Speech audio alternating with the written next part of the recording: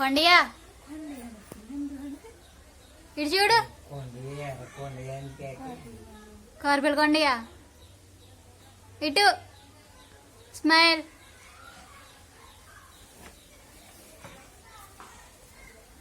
Smile smile smile.